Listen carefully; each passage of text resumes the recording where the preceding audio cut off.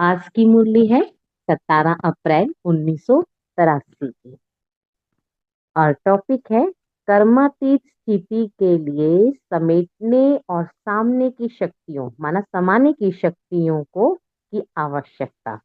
अगर कर्मातीत स्थिति बनानी है ना तो समेटने की शक्ति होनी चाहिए। जैसे कछुआ अपने कार्य किए और सारी कर्मेंद्रियों को समेट लिया, है ना। इस तरह से हमारे अंदर भी समेटने की शक्ति होनी चाहिए। हमें किसको समेटना है? अपनी कर्म इंद्रियों को। और फिर बाबा की याद में बैठ जाना है। आवाज से परे अपनी श्रेष्ठ स्थिति को अनुभव करते हो। बाबा पूछते, सर्व प्राप्तियों और शक्तियों से संपन्न बनाने वाले सर्वशक्तिमान शिव बाबा बोले, आवाज से परे अपनी श्रेष्ठ स्थिति को अनुभव करते हो। वह श्रेष्ठ स्थिति सर्व व्यक्त आकर्षणों से परे शक्तिशाली, न्यारी और प्यारी स्थिति है। अनुभव किया बाबा कहते उस स्थिति का, जब आत्मा अपने ओरिजिनल स्वरूप में है, बीज रूप स्थिति में है।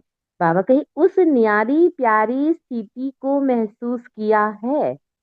एक सेकंड भी अगर इस श्रेष्ठ स्थिति में स्थित हो जाओ तो उसका प्रभाव सारा दिन कर्म करते हुए भी स्वयं में विशेष शांति की शक्ति अनुभव करेंगे। अमृत वेला, अगर उस समय आत्मा को नहीं पकड़ा तो फिर सारा दिन मेहनत करनी पड़ती है आत्मिक स्थिति में टिकने की। अगर अमृत वेला आत्मिक स्थिति बन गई तो सारा दिन मेहनत नहीं लगेगी, बिल्कुल भी मेहनत नहीं लगती। इसी स्थिति के द्वारा हर कार्य में सफलता का अनुभव कर सकते। वाकई अगर एक सेकंड भी अगर सुबह आपने स्थिति बना ली, सिर्फ एक सेकंड, ज्यादा नहीं। अमृत वेला वो समय है, वो वरदानी समय है। बाबा कहे एक सेकंड के लिए भी अगर आत्मा अपने वास्तविक स्वरूप में टिक जाती है, अव्यक्त स्थिति में टिक जाती है, उसकी जो टचिंग है, उसका जो अनुभव है, वो जो एक सेकंड में पावर मिलती है, उस पावर से सारा दिन बाबा कहीं आप सफलता का अनुभव करें। ऐसी शक्तिशाली स्थिति का अनुभव किया है क्रिश्चियन। बाबा एक एक बच्चे से पूछते इंडिविजुअली, बच्चे क्या ऐसी शक्तिशाली स्थिति का अनुभव हुआ है ना? अगर हाँ हुआ तो बहुत अच्छी बात, अगर नहीं हुआ तो फिर पिछले कल का दिन को चेक करो। अगर आज किसी का अमृत वेला सही नहीं गया, शक्तिशाली नहीं गया, तो अपने पिछले दिन की चेकिंग करो, क्योंकि आज का अमृत वेला कल पे डिपेंड करता है। जब बीच बीच में हम ऊपर नीचे बाबा के पास जाते रहते हैं, तभी नेक्स्ट डे हमारा शक्तिशाली अमृत वेला होता है। ब्राह्मण जीवन का लक्ष्य ही है कर्मातीत स्थिति को पाना, है ना। कल की मुरली में भी था, ये सब साधन है। मुरलियां साधन है, मेडिटेशन साधन है, लक्ष्य एक ही है, आत्मा को जगाना, है ना। बाबा करने क्या है? आत्मा को पतित से पावन बनाने, माना कर्मातीत स्थिति को पाना। अब कर्म करे बगैर तो आत्मा रह नहीं सकती जब तक इस शरीर में है। कर्म करते हुए कर्म के अनुभव से भी परे, उसे कहते हैं कर्मातीत अवस्था। तो लक्ष्य को प्राप्त करने के पहले अभी से इसी अभ्यास में रहेंगे, तभी लक्ष्य को प्राप्त कर सकेंगे। एक दिन में ये स्थिति नहीं बनने वाली, पर रोज अभ्यास करते रहेंगे तो एक दिन जरूर बन जाएगी। बहुत छोटे छोटे से प्रयोग करने, बहुत बड़ा कुछ नहीं करना, सिर्फ 1 मिनट बैठना, आत्मिक स्थिति में बैठ। चलिए सभी 1 मिनट के लिए आंखें बंद कर लें। 1 मिनट में सब कुछ समेट, सारे विचार, थॉट, संकल्प, सब कुछ समेट कर आ जाए अपने ओरिजिनल स्वरूप में। स्वयं से मिलिए।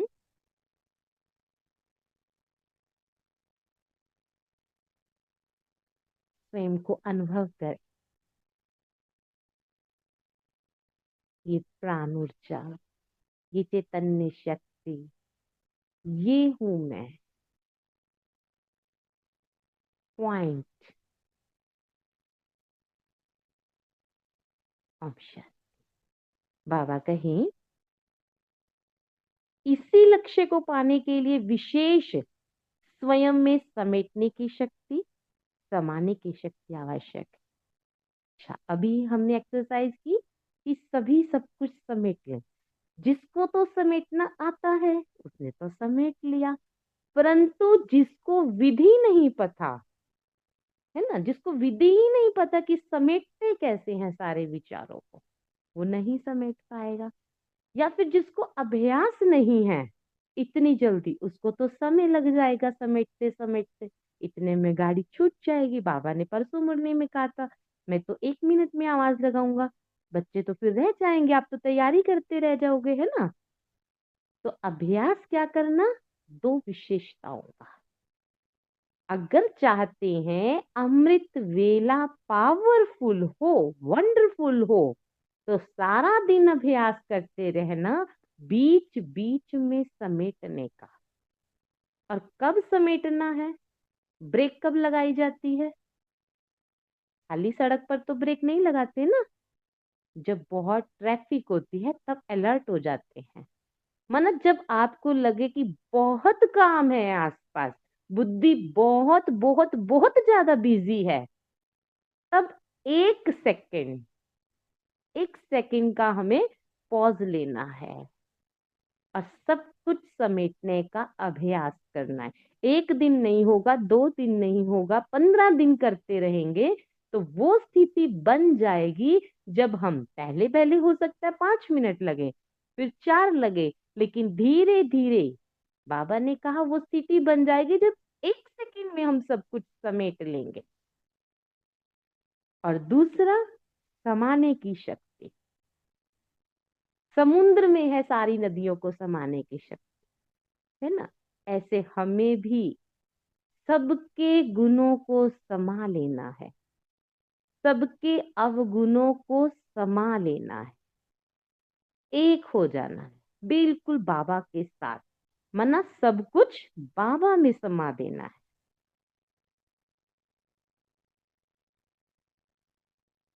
क्योंकि विकारी जीवन व भक्ति की जीवन दोनों में जन्म जन्मांतर से बुद्धि का विस्तार में भटकने का संस्कार बहुत पक्का हो गया है ना। बात को खींचने का संस्कार है। बात हुई, बात खत्म नहीं। अगर ऊपर से खत्म कर भी देते तो अंदर वो बात चलती रहती। संस्कार बन गए बाबा, कहीं ये भी नूंद है। इसलिए ऐसे विस्तार में भटकने वाली बुद्धि को सार रूप में स्थित करने के लिए दोनों शक्तियों की आवश्यकता है। और अगर किसी आत्मा के पास ये शक्ति बहुत कम है तो सुबह अमृत वेला बैठे बाबा के पास आह्वान करें। शक्ति आपके अंदर ही है। आठों शक्तियां समेटने की, परखने की, निर्णय की, सहन शक्ति, सारी शक्तियां आत्मा में है। सिर्फ जरूरत है जागृत करने की। तो सुबह उठकर अपनी शक्तियों का आह्वान करें। साइलेंस में बैठे बाबा के पास और अपनी शक्ति का आह्वान करें, है ना। समाने की शक्ति जागृत हो जाएगी। शुरू से देखो बाबा कहे, अपने देह के भान के कितने वैरायटी प्रकार के विस्तार हैं, कितने विस्तार हैं। एक देह के लिए कितने प्रकार का भोजन बनाते, उसके लिए कितना सामान लाते, आराम की वस्तुएं लेकर आते, वस्त्र आदि लेकर आते, चीजें लेते, मकान बनाते। कितना लंबा विस्तार है सिर्फ और सिर्फ देह भान के लिए, है ना। कपड़े तो 2 जोड़ी से काम चल सकता है, खाना तो बाबा के दाल रोटी से भी हो सकता है।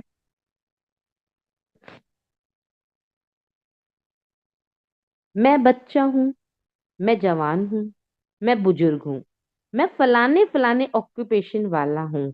इस प्रकार के देह की स्मृति के विस्तार करते, है ना, वो भी देह का विस्तार। अगर किसी से पूछे आप कौन, तो कहेगा मैं डॉक्टर हूँ, मैं टीचर हूँ, मैं फलानी जगह काम करता हूँ। एक बार दादी गुलजार ने ऐसे पूछा, फिर दादी ने कहा नहीं आप कौन। उन्होंने कहा मैं ह्यूमन। फिर वो उन्होंने फिर पूछा फिर आप कौन, है ना। वो तो शरीर का नाम है, वो तो शरीर की ऑक्यूपेशन है, पर आप कौन हो, आप आत्मा हो। किसका बच्चा है, किसका बाप है, कितने विस्तार के संबंध है। सॉरी, उसको वर्णन करने की आवश्यकता नहीं, क्योंकि जानते हो इस प्रकार देह के पदार्थों का भी कितना विस्तार है। भक्ति में अनेक देवताओं को संतुष्ट करने का भी कितना विस्तार है। लक्ष्य एक को पाने का है, लेकिन भटकने के साधन अनेक हैं।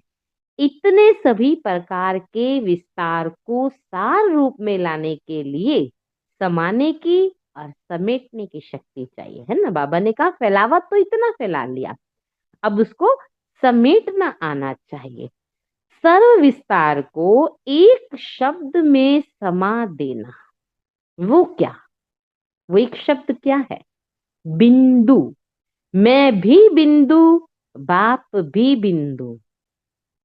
एक बाप बिंदु में सारा संसार समाया हुआ है।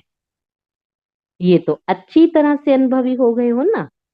संसार में एक है संबंध और दूसरी है संपत्ति, ये 2 ही चीजों से तो संसार बना है, देख लो। या तो वस्तुएं हैं, छोटी से छोटी लेकर बड़ी से बड़ी चीज को देख लो, हवाई जहाज तक, या तो वस्तुएं हैं सब, है ना। और दूसरा संबंध है, संपत्ति और संबंध।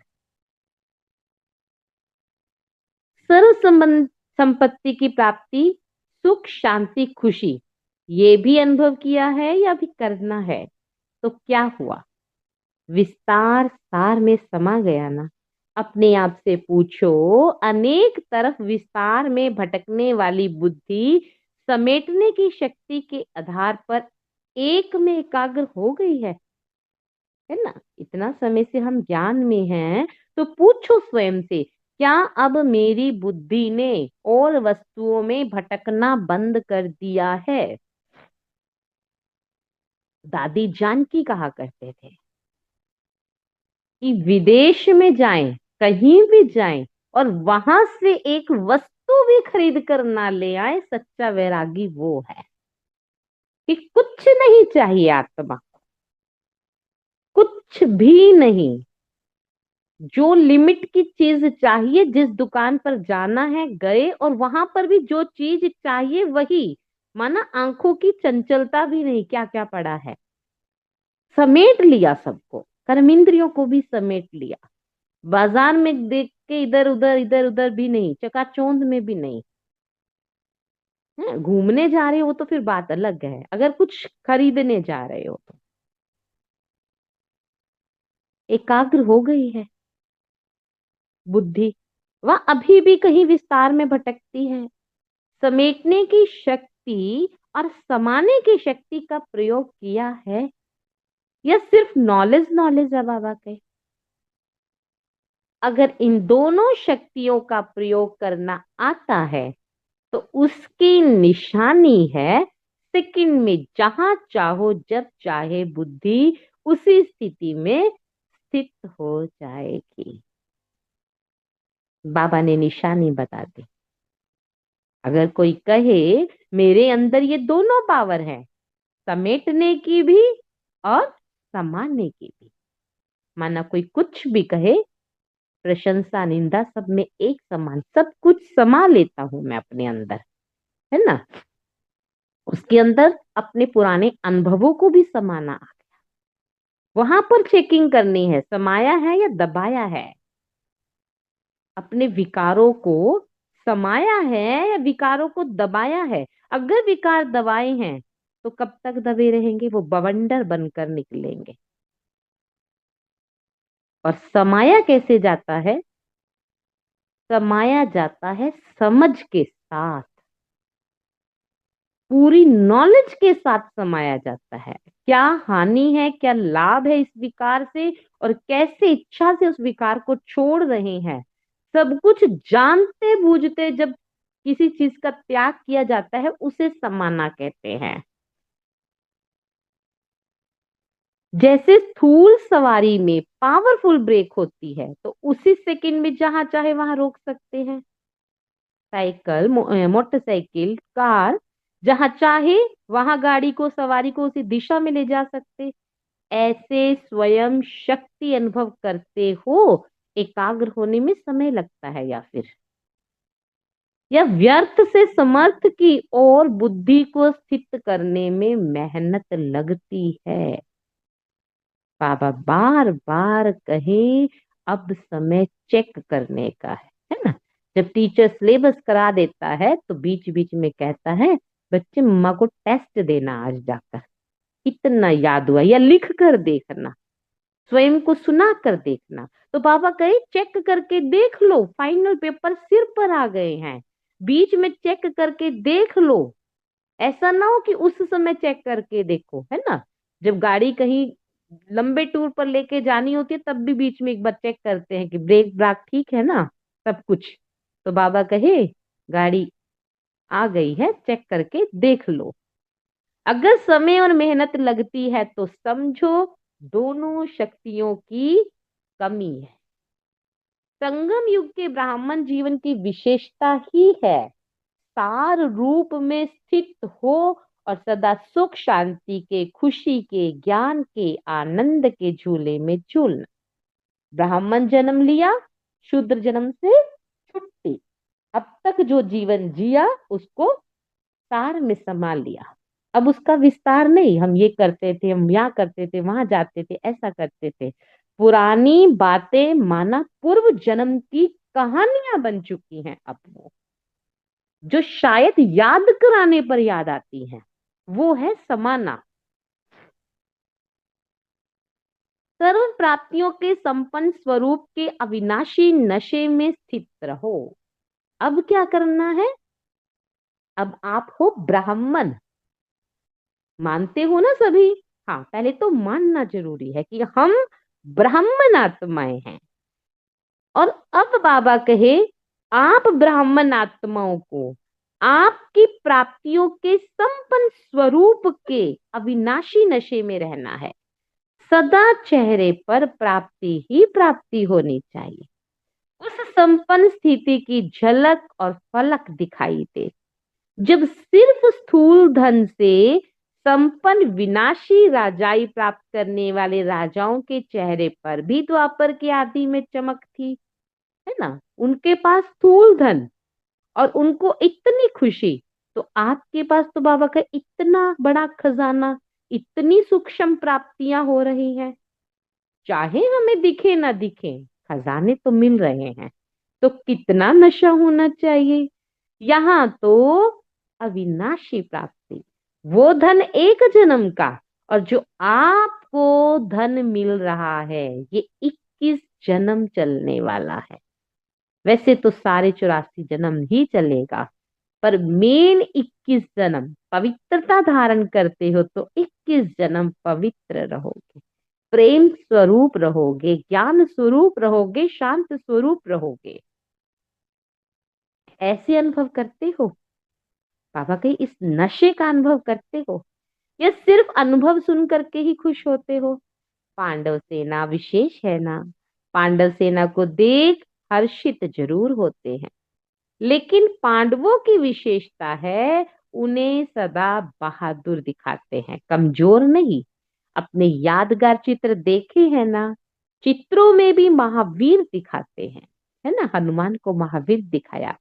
तो बाप दादा भी सभी पांडवों को विशेष रूप से सदा विजयी, सदा बाप के साथी, पांडव पति के साथी, है ना, पांडवों के पति है शिव बाबा, उनके साथी, बाप समान मास्टर, सर्वशक्तिवान स्थिति में सदा रहे, यही विशेष समृद्धि का वरदान दे रहे।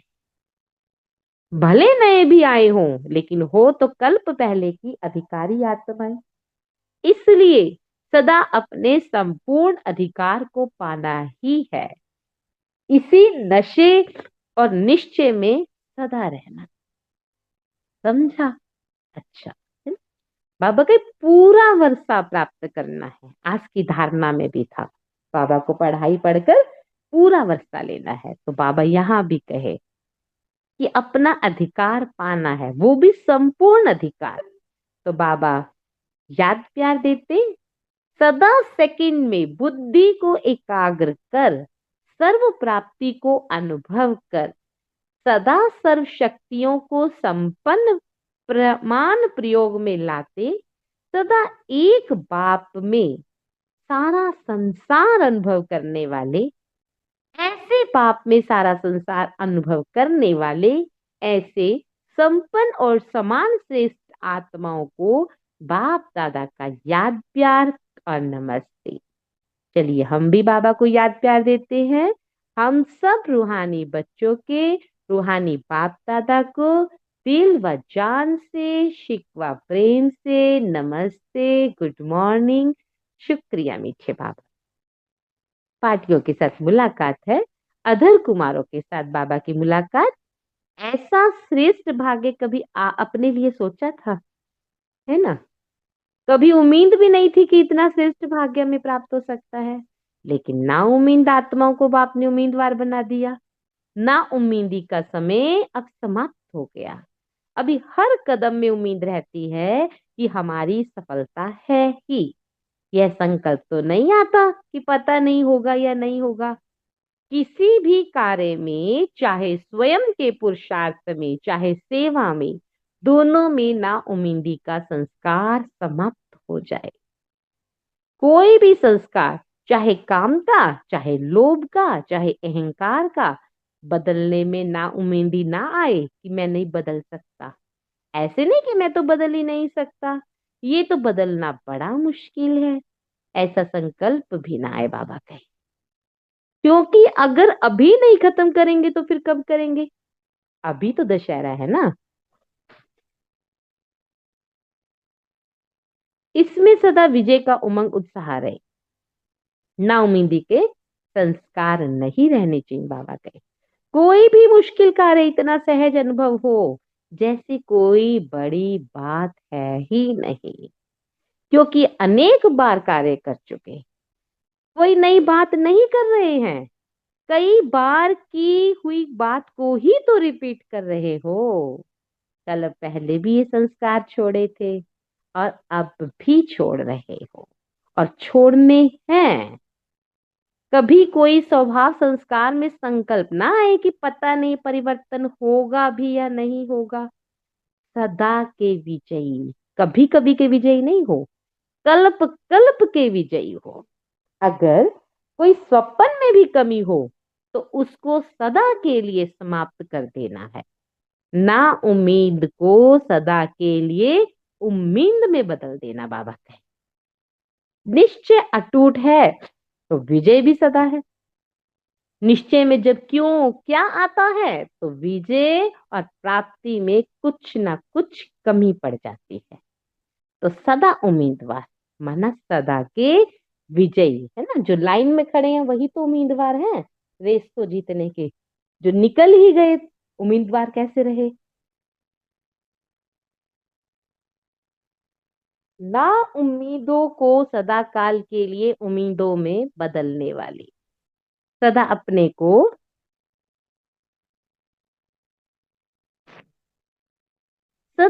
को संगम युगी श्रेष्ठ आत्माएं, पुरुषोत्तम आत्माएं, ब्राह्मण चोटी महान आत्माएं समझती हो। अभी से पुरुषोत्तम बन गए। दुनिया में और भी पुरुष हैं, लेकिन उन्हों से न्यारे और बाप के प्यारे बन गए, इसलिए ही तो पुरुषोत्तम बन गए। औरों के बीच में अपने को अलौकिक समझते हो ना, चाहे संपर्क में लौकिक आत्माओं के आते हो, लेकिन उनके बीच में रहते हुए भी मैं अलौकिक न्यारी हूं, ये तो कभी नहीं भूलता है। क्योंकि आप बन गए हो हंस, है ना, हंस बगुलों से न्यारा होता है। ज्ञान के मोती चुगने वाले होली हंस हो, और वह है गंध खाने वाले बगुले। वे गंध ही खाते, गंध ही बोलते, तो बगुलों के बीच में रहते हुए अपना होली हंस जीवन कभी भूल तो नहीं जाते हो, या फिर कभी उनका प्रभाव तो नहीं पड़ जाता बाबा कहे। वैसे तो उसका प्रभाव है मायावी, और आप हो माया जीत, तो आपका प्रभाव उन पर पड़ना चाहिए, उनका आप पर नहीं। तो सदा अपने को होली हंस समझते हो। होली हंस कभी भी बुद्धि के द्वारा सिवाय ज्ञान के मोती के और कुछ स्वीकार नहीं कर सकते। ब्राह्मण आत्माएं जो ऊंच हैं, चोटी हैं, वह कभी भी नीचे की बातें स्वीकार नहीं कर सकती। बगुले से होली हंस बन गए, तो होली हंस सदा स्वच्छ, सदा पवित्र, और पवित्रता ही स्वच्छता है। हंस सदा स्वच्छ हैं, सदा सफेद सफेद। सफेद भी स्वच्छता पवित्रता की निशानी है ना, हंस पवित्रता का सूचक। आपकी ड्रेस भी सफेद है, यह प्योरिटी की निशानी है। किसी भी प्रकार की अपवित्रता है तो फिर होली हंस नहीं हो। होली हंस माना संकल्प भी अशुद्ध नहीं कर सकते। संकल्प भी बुद्धि का भोजन है। बंद करना जरा ये। अगर अशुद्ध व्यर्थ भोजन खाया तो सदा तंदुरुस्त नहीं रह सकते। व्यर्थ चीज को फेंका जाता, इकट्ठा नहीं किया जाता बाबा कहे। इसलिए व्यर्थ संकल्प को भी समाप्त करो। इसी को ही होली हंस कहा जाता है। अच्छा, पांडवों से बातचीत। पांडव अर्थात संकल्प और स्वप्न में भी हार ना खाने वाले।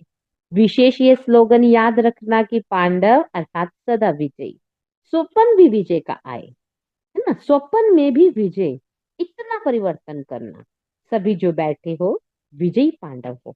वहां जाकर हार खा ली, यह पत्र तो नहीं लिखेंगे बाबा को कि बाबा माया आ गई, हार खा ली, 10वीं मंजिल से गिर गए, है ना, ऐसा पत्र तो नहीं लिखेंगे। माया आ नहीं जाती, लेकिन आप उसे बुलाते हो। कमजोर बनना माना माया को बुलाना। तो किसी भी प्रकार की कमजोरी माया को बुलाती है। तो पांडवों ने क्या प्रतिज्ञा की? सदा विजयी रहेंगे। हार खा करके छिपना नहीं, लेकिन सदा विजयी रहना। ऐसी प्रतिज्ञा करने वालों को सदा बाप दादा की बधाई मिलती रहती है। सदा वाह वाह के गीत बाप ऐसे बच्चों के लिए गाते रहते हैं। बाप गीत गाते हैं, अंडरलाइन। तो वाह वाह के गीत सुनेंगे ना सभी। हार होगी तो फिर हाय हाय करेंगे। विजयी होंगे तो वाह वाह करेंगे। सब विजयी, सारे ग्रुप में एक भी हार खाने वाला नहीं है। ओम शांति।